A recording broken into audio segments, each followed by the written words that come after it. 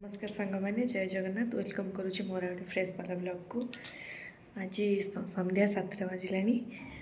काली जागर अच्छे जावा मार्केट कौन शॉपिंग करवा शॉपिंग कौन स्टेशनरी जिनस कौन आने ठाकुर आने कौन भोग भोग चलते जा देखुचे आपण मन कौन हो मो लुकटा केमी लगुच आपण मैंने कमेंट रे जानवे। मक्काटा दियो मक्काटा मक्का धनिया पत्र मार्केट रू आसिक पहुँचली आठी भिड कर पाइलि आ देखुची कौन कौन आनी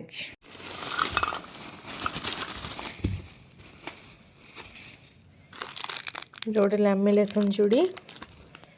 मेहंदी दीटा यहाँ भी गोटे चूड़ी एटा भी गोटे चूड़ी गोटे इयरिंग्स टे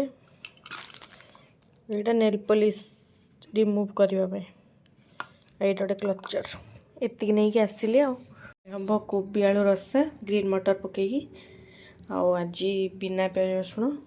कहीं आज जागर एकबर आ कोबी आलू रसाटा मुझे केमती कर देखु कोबीटा भाजी काटदेली एपटे आलू बसई आलूटा भजा ही काट सारापर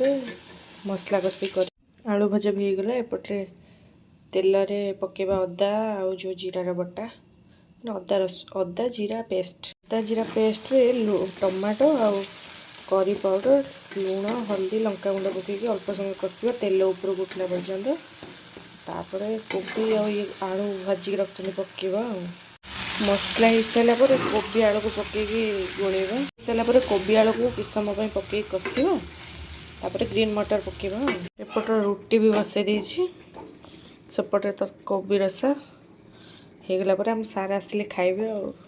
आपण मैंने देखिए आम सार खाई कौन कहते ये आमर पूरा कोबी आलू रसा रेडी धनिया पत्र और गरम मसला पकईदे हो रेडी खाई कह केमती लगुच केमी लगुच कह खाई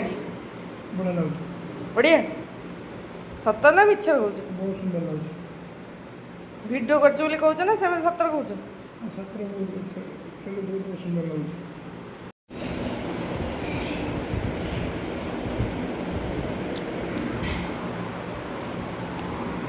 भल लगुच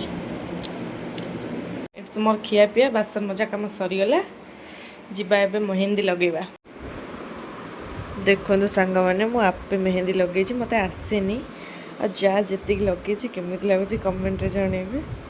ये मो हजबैंड का ना लिख दी बापू आ मेहंदीटा केमी लगुच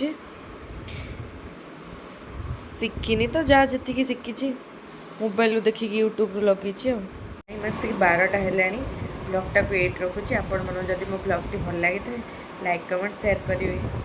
और यूट्यूब चैनल जल्दी नुआ था सब्सक्राइब करदेवे रही नमस्कार।